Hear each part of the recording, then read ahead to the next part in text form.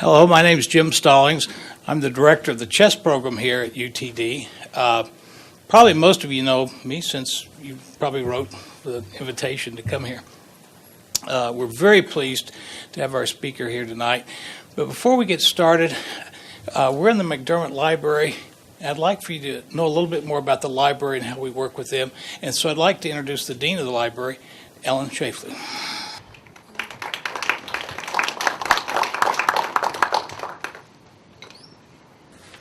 It's nice to see all of you tonight. I'd like to welcome you to the library. I don't know if you want me to give you any data, but we've been working with the chess program for 12 years, and we're really happy about that relationship. In the beginning, it was our idea that the chess team would play chess in the lobby of the library. And they would take on all comers, so people would walk in and realize that they had met their match. Since then, the event, or this week, has evolved quite a bit. They used to play one player at a time, but sometimes they played, the team would walk down a table and play each other, in little chess clocks would go on and off. It was kind of cool. And then they started playing them blindfolded out on the promenade out here. It's pretty incredible to watch that. I don't know if you've ever seen that, but I think they did it yesterday.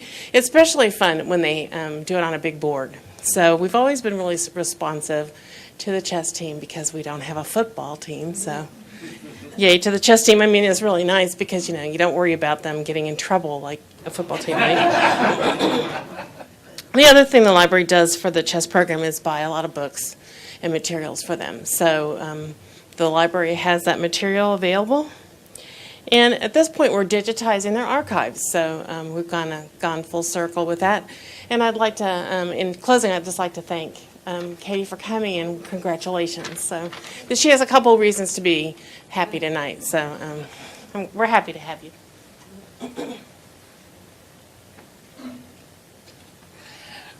All right, thank you very much, Ellen. And now to introduce our presenter tonight will be the Dean of Interdisciplinary Studies, Dr. George Fair.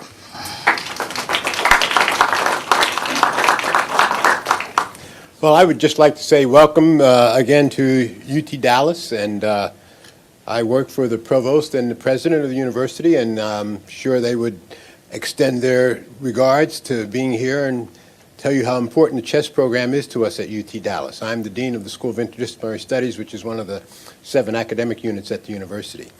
And we have been the unit that has, to some extent, had a hand in the chess program ever since it began. We started and have offered 4 courses each semester for the most part as a part of our program where students can take courses in chess. And we're just very happy to be a part of the chess program. So you'll hear a little bit more about that, and you'll see a little bit more about what we do. Dr. Alexi Root, who is in our audience here, is our instructor for those classes, and so I just want to say thank you all for coming out. It is indeed a pleasure to have an opportunity to introduce our speaker tonight, and her name is Katie Dellamaggiore. She's the producer and director of the film Brooklyn Castle. I saw the film several months ago now, or maybe, and it's an interesting film, and she's going to bring some remarks about that, and she's the person that has the details. She's the person that produced and directed the film. Katie, please come forward.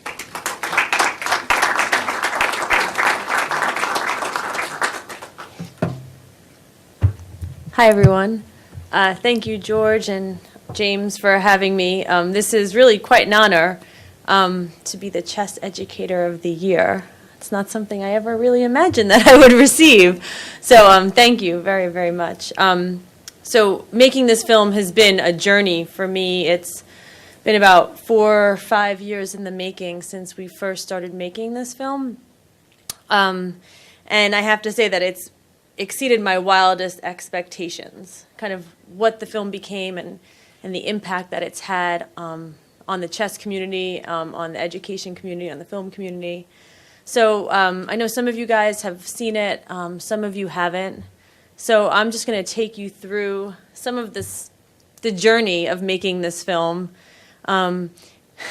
James would like me to reveal some of our secrets of how we made the film, so I'll try to do that as well for you budding filmmakers out there. But yeah, thank you for having me. And here we go. This is the journey of Brooklyn Castle. So for those of you who haven't seen the film yet, just a quick little description of what it's about. So basically, I spent 1 year following the nation's best junior high chess team at IS 318, which is a public school in Brooklyn. They're a Title I school, so about 65% of the kids at the school are from homes below the poverty level. The chess team at 318 are the heroes of the school. They are the football team of 318. And chess has really just done incredible things for the school. And so we decided we wanted to see what it was about the chess program that was so special, so we decided to spend 1 year with them. And so I'm going to play the trailer for you so you can get a little bit of a taste about what the film is about. Back up. My first time using this program, so there we go. And we don't have... In some schools, if you're in the chess team, you're this... Sorry, we'll start that again.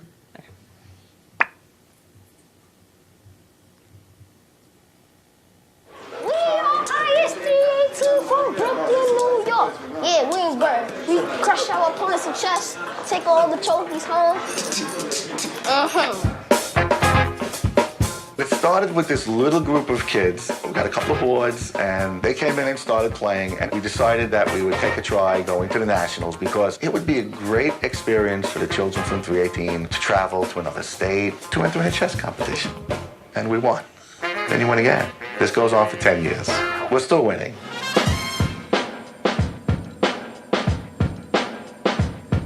My mom and dad came to the U.S. because they want to have a better life for me. Most of my family are like housemaids, gardeners, painters. I'm playing in Girls Nationals because I want to win the scholarship. It's going to help my mom a lot because she can't afford to pay for college. They came to the United States because of the American dream. Look at all these medals. I'm very proud of you.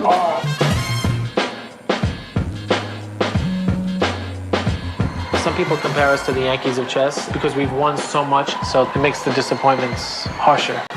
How'd you do, Rochelle? The smallest hint of failure, you don't want to have to face that. We just got caught $250,000. It would be a shame if, because of some corrupt bankers ruining the economy, that our kids couldn't go on the trips. As your school president, my primary goal is to restore money that was lost in the budget cuts. In the chess room, I'm probably almost to last place. Hey, at least I'm not last. More big games tomorrow. It's all on you. Yeah, that really helps a lot. I'm not here to get second. I don't know about you, I'm not here to get no second. Howdy, buddy. Let's ride. One. You could easily become the first African-American female to become a master. I can really do this. I believe in my dream.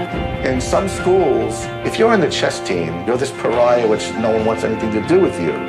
In 318, the geeks, they are the athletes. I'm gonna start off as a lawyer, then to district attorney, then to attorney general, and then to governor. From governor to senator, from senator to president. So I don't know if you guys noticed, but we got a nice shout out from the Dallas Observer, which we put in our trailer. Dallas really likes this movie, which we appreciate. So the first question everyone always asks me is, do you play chess? And why did you decide to make this film? So the answer to the first question is no. I do not play chess, although now I do know how to move the pieces. That's about it. And I did get to play Pobo, one of the stars in the film, once, and he told me I didn't do that bad. So I don't play chess, and so I didn't make this film because I wanted to make a film about chess. But in 2007, I discovered this article in the New York Times about a really talented young chess player named Sean Martinez, who was attending Murrow High School in Brooklyn. And the article was about him and some struggles he was having in school. And Murrow at the time had the best high school chess team in the nation. I didn't know that. I grew up in Brooklyn.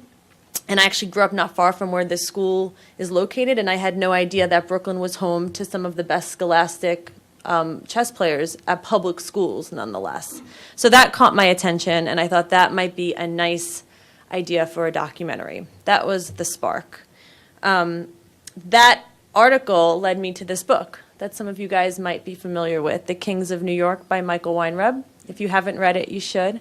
And he spent a year with Murrow, and so he chronicled the Murrow chess team for 1 year, and really brought like just a unique perspective to the idea of telling the story of a chess team, because he kind of treated them like a sports program. He embedded himself with the team, went to all the tournaments, and kind of just really told the story of chess in a very kind of new and in a unique way. And so I read the book, and I really enjoyed the book.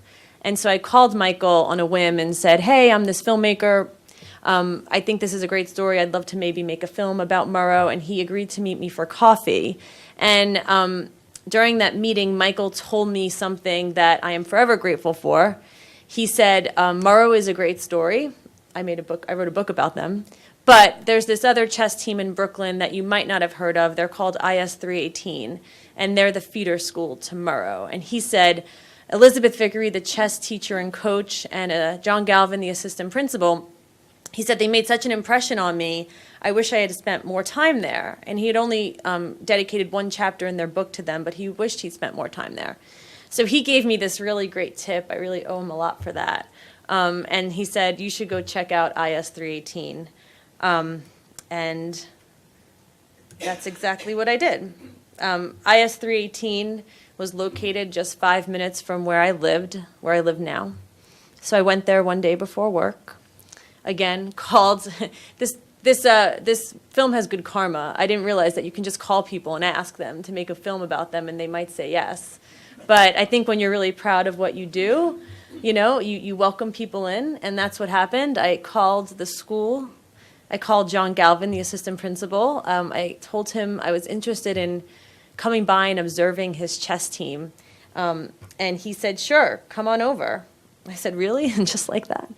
And I went there, and I sat in on one of the chess classes that Elizabeth was teaching, and I was floored. I had no idea what she was talking about. I mean, she had all of her boards out and all of her pieces, and all along the walls are all these quotes and all these strategies and tactics. And I had really no idea what she was talking about, but for some reason she was teaching with such enthusiasm and such passion that it almost didn't matter. I mean, it was almost like listening to someone speak like a really beautiful foreign language, and you don't really know what they're saying, but you know that it's something important. And so, I mean, right then and there, I knew that if I could appreciate this foreign language, that perhaps we can find a way to tell a story about it that other people could appreciate even if they didn't know chess. And that's what we did. And these people were obviously very important people to the film right from the beginning.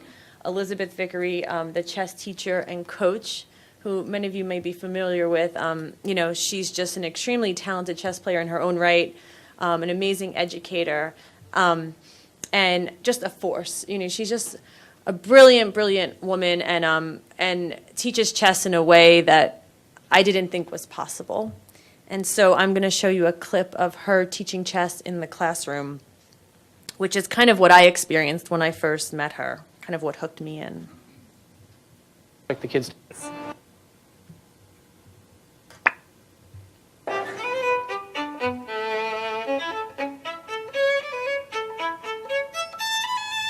Given that I can't see forever all the possible continuations or all the way down into the sort of infinitely expanding realms of future continuations in chess, it's very hard to know what that best move is. Yes, and I think that this is a good thing for kids to be exposed to, the idea that truth isn't quite so simple as right and wrong, and that they're studying at a level where the answers really aren't clear to anybody. Or aren't clear to me, and I'm very good at it, And this leg goes, that's good. So you got the whole rank covered, right? You just don't have D2. Ms. Vickery is the best. She really is the total brains of the operation. Rook G6. What's White gonna do? People often ask, why is the team so successful? How can we replicate what you do? And it's not easy. A lot of the idea about the Dutch is going to be over the E4 square. We work every day after school. We take the kids to tournaments every Saturday. And for you, like many strong pretty weeks. So we're working 6 days a week. Elizabeth works even harder than that. She's up late at night making worksheets and worrying about the kids. Okay, any questions about that one? We offer great rewards for the kids that give us a commitment. They get to travel around the country. I never went on an overnight trip for 5 days in my school where the school paid for the food by plane. And those are experiences that a lot of our kids in our school don't really have. And so in order to get these sort of rewards, we expect the kids to put in 100%. So that's John Galvin. He's the assistant principal at IS 318. And if Elizabeth is the brains behind the operation, John Galvin's like the general manager, front office guy running the show, making sure that she has the budget to keep her program going. It's a tough job that he has. And the other very important person in making this film was Fred Rubino. He was the principal of the film while we were shooting. Sadly, Fred Rubino passed away 1 year ago around this time. I owe much of this film to him. It's a film that we hope will live on in his honor. Without him, we wouldn't have been able to make this film. He welcomed us into his school with open arms, which again, I thought would be impossible to shoot in a public school in New York, kind of have carte blanche to roam the hallways with a camera. I didn't think that was possible. And so, Mr. Rubino was so proud of his school and his program, he let us do that. And so this film is really a tribute to him. Everyone always asks also, how did you pick the kids in the film? Because there are 5 extraordinary kids who really are the heart of this movie. And I would just say that the way that we chose them was we spent a lot of time with the team. And if you spend enough time with your potential characters, their personalities just start to reveal themselves. And you start to see which kids have journeys that they're going on. And ultimately, those were the kids that we chose to include in the film. Kids that had a goal or a challenge or something that was happening in their personal life where we can kind of see how chess and life were intersecting each other. That was what I wanted to find, like how were they intersecting each other in interesting ways. And all 5 of these kids had something like that in their own lives. Rochelle Ballantyne, who I'm going to play this clip of, she was a young woman who in 8th grade was the best player on the team, kicked all the boys' butts, which she was really proud of, and was aiming to become the first female African-American master, which she hasn't achieved yet, but she's still working on. And this clip just gives you a little bit of insight into the challenge she was facing in the film with how to continue pursuing chess and also keep up with her academics and her social life and her family life, which can be a challenge.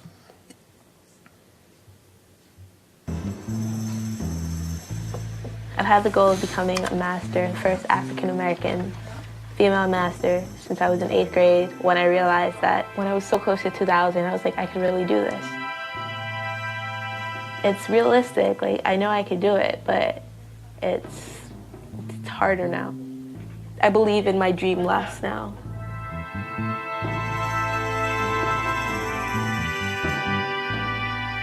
I've been meaning to ask you, how is life after 318 as far as chess? Well, I have CIS now, and they give me Shapunsky.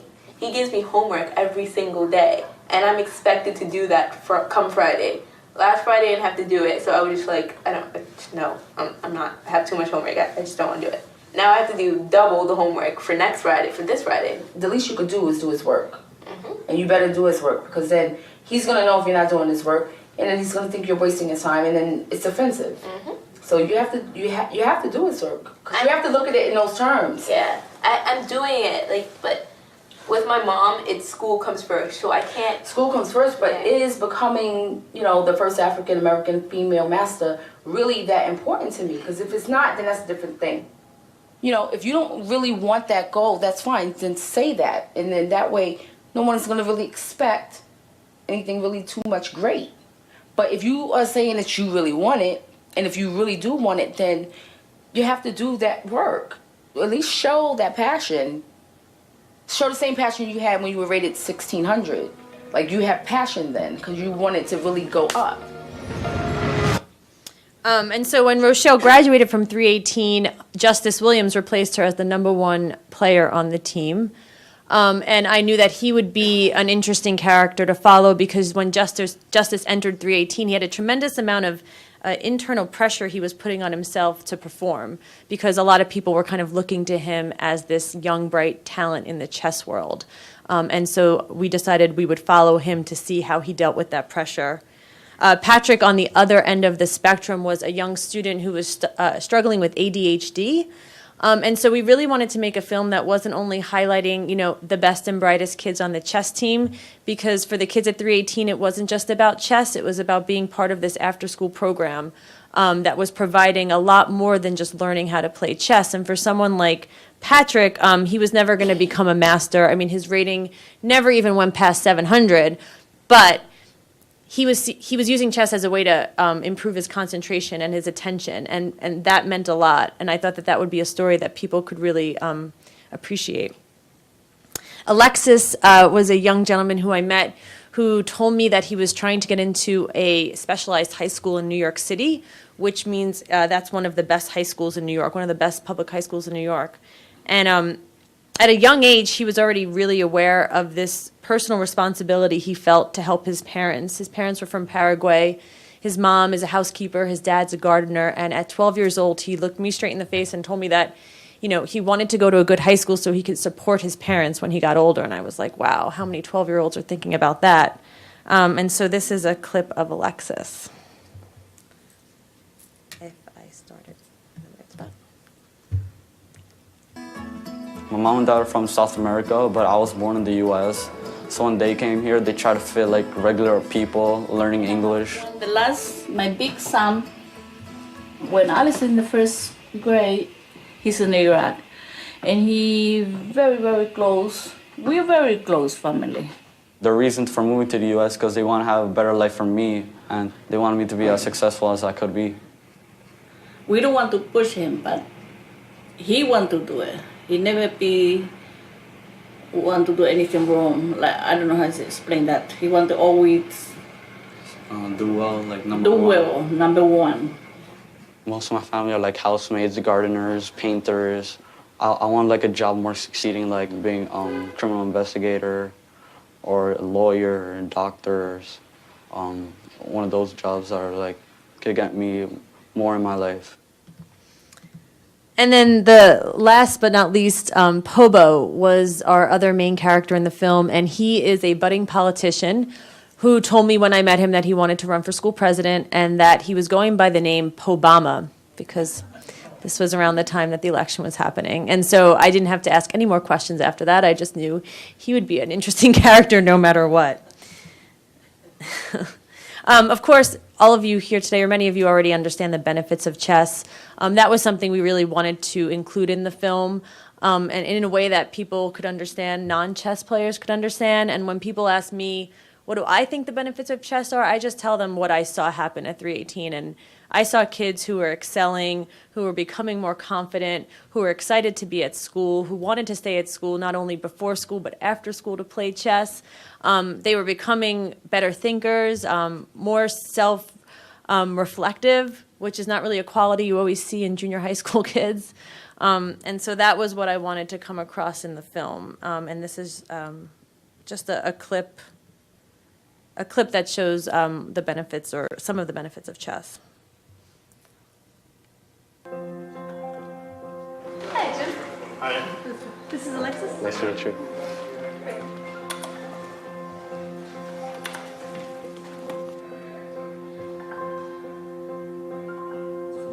To play in 87 and sacrifice 25 to get classified for your business. We put pressure on the kids to do well because we think that's what's going to pay dividends in their life further on. Sure.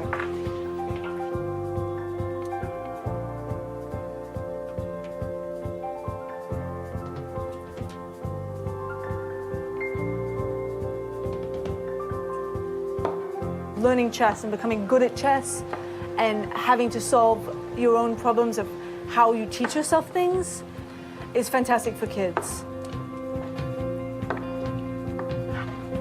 maybe in this world in which more and more kids can only concentrate for 10 minutes, that in fact it's exactly what we need. The fact that it's not the direction the society is going maybe makes it more valuable as an educational tool.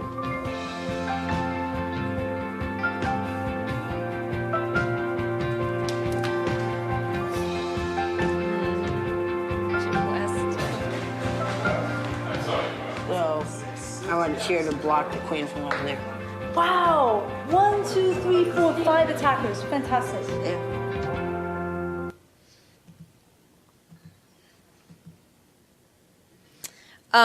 The other big important part of this film, which we didn't expect, were the budget cuts that got hit, that 318 got hit with. You know, when you make a documentary film, you can put the pieces in place in some way of what you plan to follow or how you intend to tell a story, and then things happen, life happens, which is ultimately what makes a documentary the most interesting, are the unexpected twists and turns. And this one was not one that we were expecting. I got a call from John Galvin right before we started shooting to tell me that the school got hit with really bad budget cuts, and perhaps I would want to reconsider making the movie, because he didn't know if they'd be able to go to all of their tournaments. And at first I paused and thought about it, and I was like, well, that's interesting. I'm making a film about a competitive chess team that might not go to any of their competitions. That might be a little weird. But then I thought, well, no, this is the story. You know, this is what's happening. It's timely. And if you guys don't go to your tournaments, then that's the story that we're going to tell. And then that's what we did. You know, it was hard for me to see the kids have to be told, you know, you guys have worked hard all year, but unfortunately there might not be enough money. But I thought, well, at least this film will tell their story and hopefully have a positive impact so that other people can see the benefits of an after-school program like chess. That's John and Elizabeth during one of their many meetings in his office, just figuring out how they were going to find the money to compete. And then this is a clip of the late Fred Rubino, the principal, in one of his finest moments when he gathered all the kids together for an assembly so that way they could write letters to their local lawmakers to let them know that these programs mattered to them.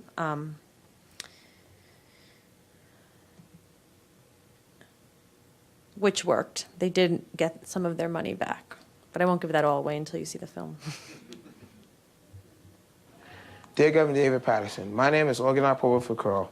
I'm an 8th grader who lives in Bedford-Stuyvesant, a neighborhood in Brooklyn, New York.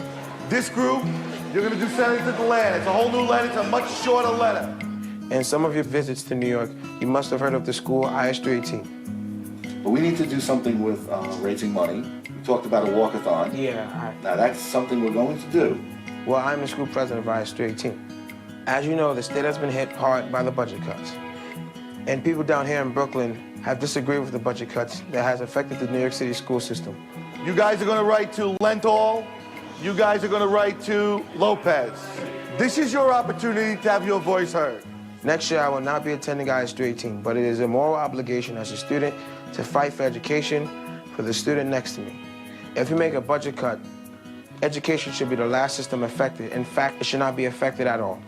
Education is irreplaceable. You can't ignore the problem. These are kids of the future. I'm very proud of you. Thank you. For doing that, standing up to get help for your school.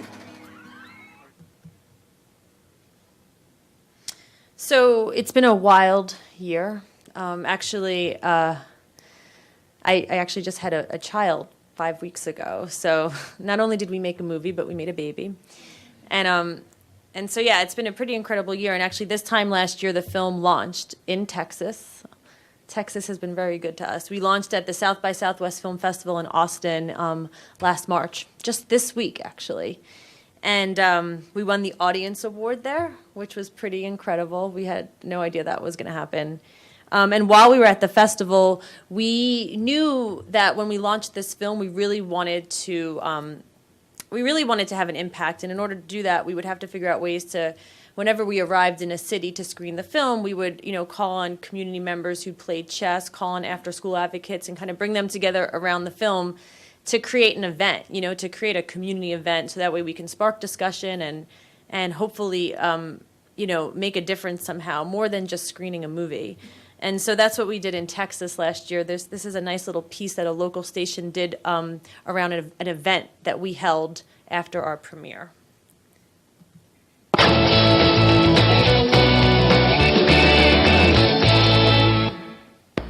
One South by premiere had all the right moves. Brooklyn Castle is a documentary about a school in Brooklyn where many of the kids live below the poverty line, but they still managed to be the top chess school in the country. One of the stars of the documentary was on hand showing off some of his best moves. He played 12 games at once to show what he's learned.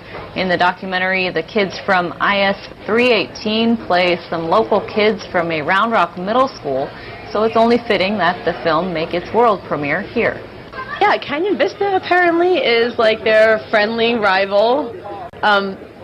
Most of the tournaments that we went to, you know, it's usually IS 318 is the favorite, but if they're not, it's Canyon Vista. Brooklyn Castle follows what happens to the chess program and the kids when the recession forces cuts to after-school programs. If you'd like to see it for yourself, you have 3 more chances this week. It's screening 3 more times on Monday, Wednesday, and Friday as part of South by Southwest. So successful. How can we? We went on to screen at 25 more film festivals after that, and won a couple of awards, some that we're really proud of. Best New Director at the Brooklyn Film Festival, which was pretty amazing. And we were nominated for an NAACP Image Award for Best Documentary, and the kids got to walk the red carpet a couple weeks ago. Press. So, you know, part of bringing chess to the masses has been this amazing amount of press that the film has gotten, more than I could have ever imagined. We were featured in Sports Illustrated, Teen Vogue, Oprah Magazine, Time for Kids, Essence Magazine, The Today Show, The Daily Show, CNN, MSNBC, Fox, NPR, Steve Harvey Show, Jeff Probst. I mean, the list, it was 2 months of nonstop press. And I think that was part of why this film has such good karma. I mean, the fact that people were responding to it and wanting to kind of continue to tell this story is what has kept the momentum going. Here I have a clip from the Today Show, but actually what I'm going to show you is a clip from the Daily Show, which I wasn't able to load into this presentation, but I think you guys might enjoy it. Pobo and I were on the Daily Show with Jon Stewart, but I like to think that I was on the Daily Show with Pobo because he was actually the star of that. So this is just a little clip from the Daily Show. And they give really nice gift bags at the Daily Show. Pobo got an iPod.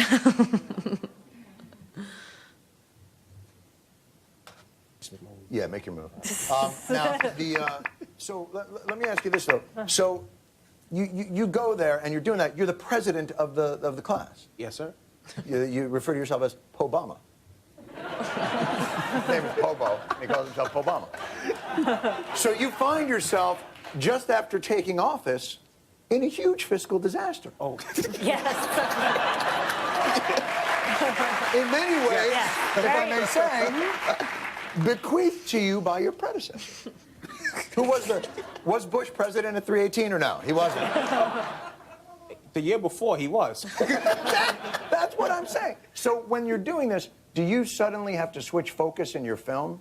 Yeah, we didn't expect it at all, but Right. we just rolled with it because obviously now it was like this big thing that was happening, and it was happening at schools everywhere. And you know, whether they went to the tournaments or not anymore wasn't as quite as important as just figuring out why the team was good and what it was doing for the kids, and it was doing a lot for them. So it was really upsetting to like find out that they might not be able to go to all their tournaments. What's so fascinating is how much, you know, the educational system, you know, we talk so much about, well, now it's no child left behind and we teach to the test. Now, as a student, there is a program in this school that is clearly lighting up these children's hearts and minds and bringing out the absolute best in them.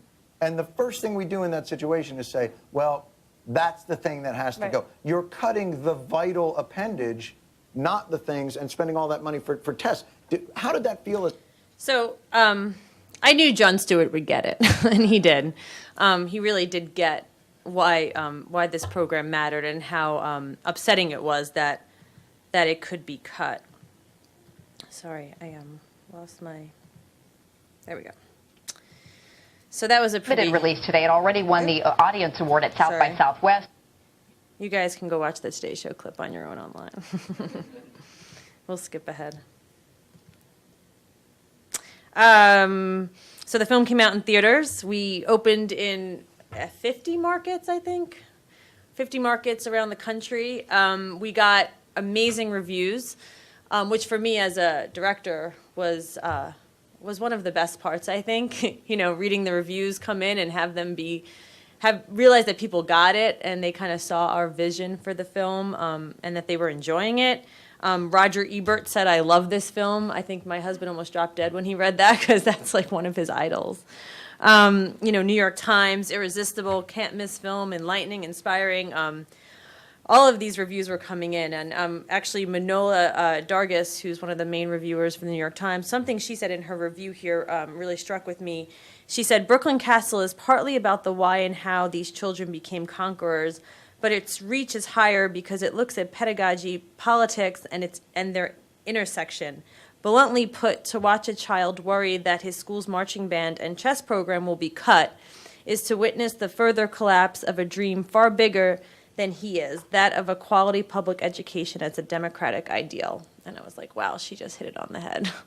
So that was a nice one. And that just brings me kind of to the last piece of this, which is, you know, what we want the film to do out in the world. You know, the reviews are great, the press is great, but ultimately we were really affected by these people that we met in this program that we witnessed. And so we really want the film to be out there and to be doing good.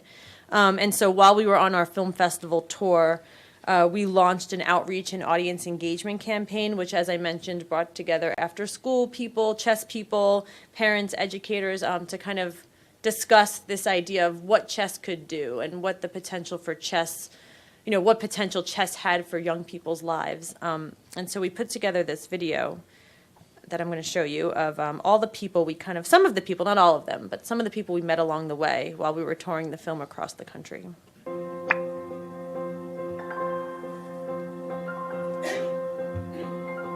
The idea for the film came from an article that I read in the New York Times about a really talented chess player who had gone to 318. And so I did a little digging, and I found out that 318 was actually home to the best junior high chess team in the nation. And so one day before work, I just went over there thinking this might be an interesting story to pursue. And I met the coaches, John Galvin and Elizabeth Vickery, and as soon as I met them, I knew that there was something really special happening at the school. As soon as you walk in, you see hundreds of banners and trophies covering the walls, and like the chess geeks or the athletes at the school. And I thought, well, that's an interesting little twist on it.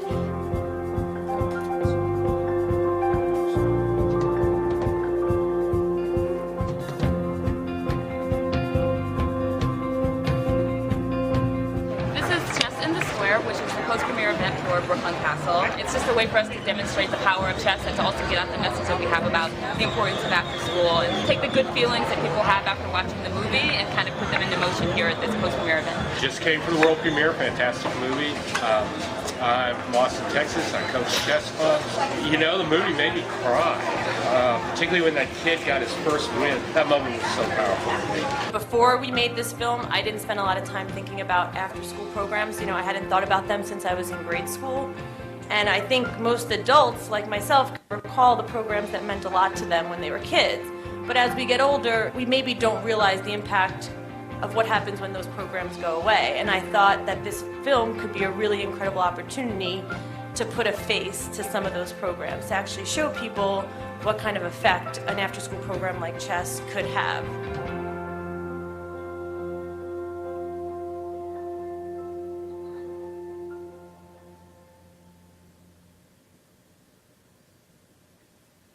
This afternoon and every afternoon this week, 8.4 million children are going to be in after-school programs. These programs are a lifeline for working families that keep our kids safe until their parents are home. But that's not all they do. During that window, after-school programs make the remarkable happen. They inspire our kids to learn. As the executive director of the U.S. Chess Federation, tell us what role you think chess really plays as an after-school program, the value it provides. First off, you see it being placed in schools mandated by governments all around the world. And the reason is there's been a lot of research that shows the improved math skills, also correlation to improved reading skills. I just see it every day, changing kids' lives. It places adults with kids. It sends this incredible message to those children that you are worth my time. What a powerful message. We're really lucky to have a really great local partner here. His name is Mike Jolson. He's with a program called Progress with Chess. And Progress with Chess is a Cleveland-based organization that sets up chess in schools, kind of like how you saw the program at 318. Brooklyn Castle deals with a lot of the issues that we're dealing with in our Cleveland school programs, trying to create high-quality chess programs in schools on limited budgets, and the struggle to achieve great things in a rough economy. I'm thinking, that I want 20 copies right off the bat. I want to give them to every potential funder and current funder and say, hey, check out this movie. This is an example of the potential that we think we can reach. Can you help us get there? And I just saw Brooklyn Castle, and I think the movie was absolutely amazing. It was really inspiring. I really enjoyed the movie. It inspired me to really want to do whatever it takes to, make my own school chess club even better, because it's my senior year.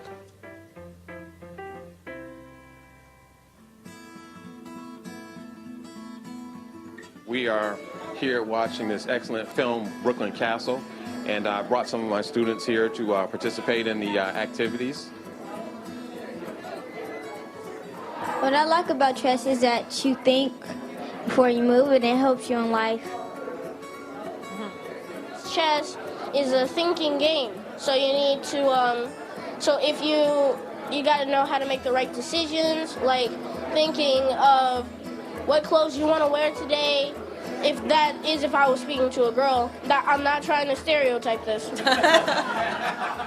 What happened with Brooklyn Castle and IS 318 will be an excellent example for some of these smaller schools that don't necessarily have funding to be able to, build similar programs.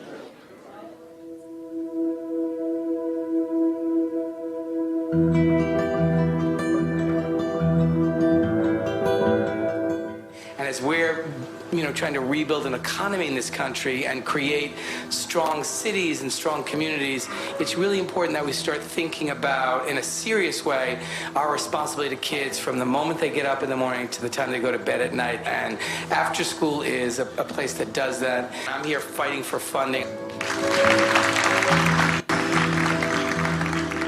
It's hard to put into words what the program, the school in general, but the program in particular has done for not only the kids, but for our community as a whole, because it shows that hard work and discipline and teamwork and compassion and all those good things can take you to levels that are so high. After-school programs are absolutely necessary for the complete education of our kids. And it also helps the parents as well, by the way. Everybody wins, and we need the continued funding. I urge you, please, raise your collective voices.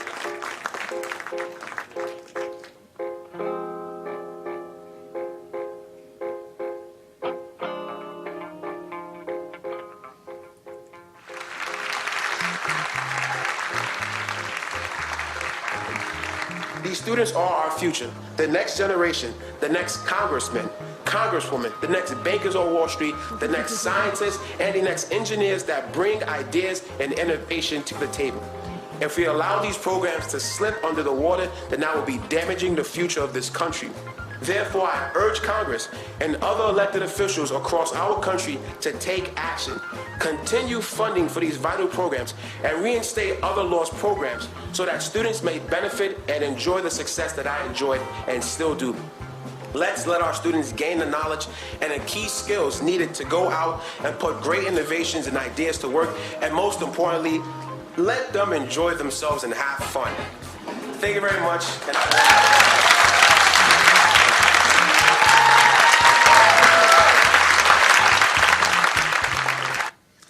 So yeah, Pobo is a pretty incredible kid.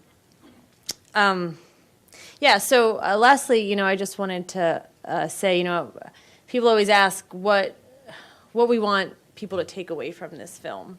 And I think for me, I want people to be inspired. And so for kids who see the film, I want them to keep playing chess or to try chess, or if there's some other activity that they're inspired by, to keep at it and to kind of see these kids as role models that they can achieve great things. For parents who see the film, I want them to realize that they have a voice and they should get involved and they should attend their PTA meetings. And they should, speak out. If there's something at their kid's school that they think their child deserves and they're not getting, they should definitely let those folks who make the decisions know. I would like for the film to reach some higher levels, to eventually get to the governor of New York, other governors of other states, mayors, President Obama, so hopefully people who decide budgets will stop slashing after-school programs and, realize that programs like chess can be just as beneficial as reading and math and science and the core curriculum.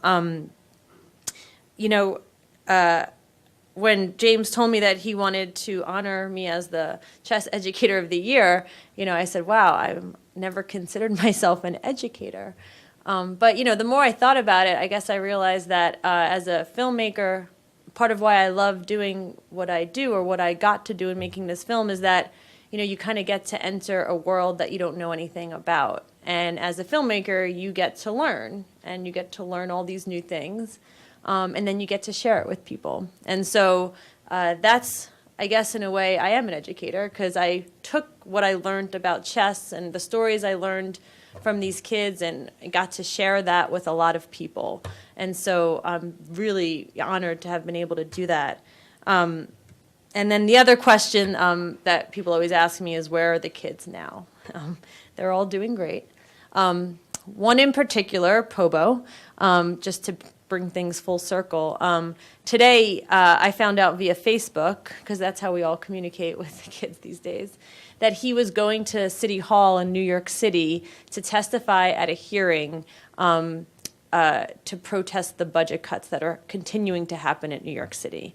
So Pobo, 1 year later, is still fighting the good fight, was at City Hall today, telling his story. And so I know he'll continue doing that. And that makes me really happy, that the kids will continue to be out there and tell their stories with the world. So thank you, everyone, for coming to listen, and thank you very much. We have time now for questions, so feel free to raise your hand. Ask a few questions. Are you in contact with any superintendents and school districts about implementing chess programs in the schools along the way? Well, my partner, executive producer of the film, and marketing director of USCF, Robert McClellan, is in the audience. He's doing a lot of that work. He's been in touch with the superintendents in Chicago and some other cities. So yeah, we're working on that, right? If anyone has any connections or ideas to other superintendents, perhaps in the Dallas area or other areas of Texas, let us know. I was just wondering, these kids like to teach just a little club at elementary school level. Where did these kids come from? What elementary schools were they all coming from? That elementary schools that taught chess too. Most of them did get instruction in elementary school. A lot of them were part of a program called Chess in the Schools in New York City. I think all of them, mostly all of them did get instruction in elementary school. So some were further along than others. Someone like Justice came into the school rated, already over 2,000. But, a lot of the kids entered school, what does Elizabeth say? Some kids don't know how to move the pieces at all when they get there, and she likes to say that it's her goal to get them from 0 to 1,600 in 3 years. And she can do that for any kid, she says. So a lot of the kids don't play chess. I'd say half and half come in playing and not playing chess.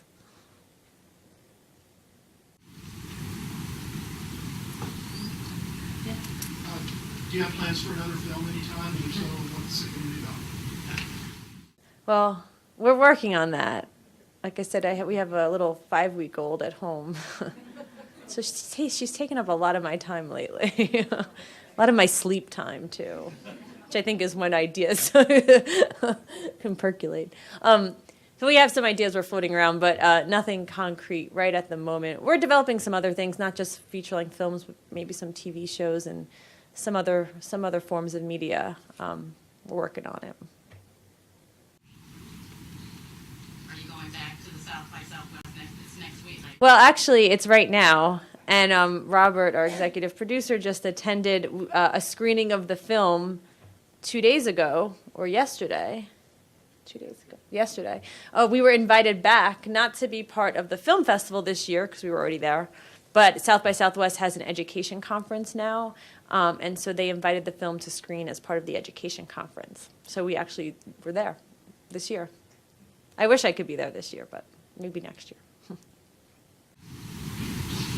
you be interested in doing a documentary about our team? Oh, well, who would it be about? Who are the characters? Obviously, James. Yes?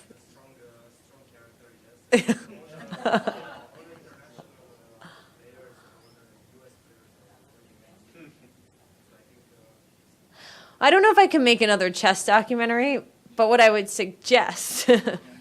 No, you guys have it seems like you have a great production program here, TV and film. People who want to learn how to make films should tap into them and have them follow you guys around. I think that would be a good way to start. And you can use it for fundraising. You can always raise more money telling a story or showing, a story than writing a story or writing a pitch or a proposal. If you can show people real personalities, then I think that works a lot better sometimes than an email or a letter. Robert? I'm going to throw one at you. So tell them about the story. The media is still continuing. Tell them about Nick Kristof. Oh, so yeah, Nick Kristof, who's one of the lead op-ed writers for the New York Times, he got a hold of a DVD of the film, and he watched it, and he really liked it. So he wrote his last column. He was taking a sabbatical a couple weeks ago, and his last column before he took a sabbatical was about the IS-318 chess program. And what wound up happening from that article was that a whole slew of donations came to 318, over $50,000, I think, all from this one op-ed piece. John Galvin doesn't like me to tell people that he got $50,000 because he wants people to know that that's still not enough. Because that's only enough for this year. And what happens next year and the year after that? People hear that and they're like, oh, yeah, $50,000. But, it's like, how does a program like this stay funded for 5-10 years? But, the fact that our film was able to at least do that, now at least we know that the program will be around for at least another year. Hopefully more than that. And that all came from the Nick Kristof piece that ran a couple weeks ago. When I hear after school program, I think of here's a basketball and who would grow up playing. What are some other programs that are similarly rigorous? Yeah, well, at 318, they have 40 after school programs that they offer. And exactly like what you said, they don't see it as just like daycare or just a way to kind of drop kids off, after school. Their programs are programs like botany and robotics and judo and modern dance. Kind of if it's their thinking is if there's something a kid could be interested in as a 12 or 13-year-old, we want to give them the chance to explore that, and then find the thing that they get excited about. So, there's band. They have like a world-class marching band at IS-318. It's like I went there and I was like, gosh, I wish I had that when I was in school. I went to this tiny little Catholic school. We had like two things to choose from after school. You know what I mean? It's like you were either an athlete or like a drama person, and that was it. There was like nothing in between. And so 318 really kind of sets the bar, I think, for me in offering lots and lots of things for kids to choose from.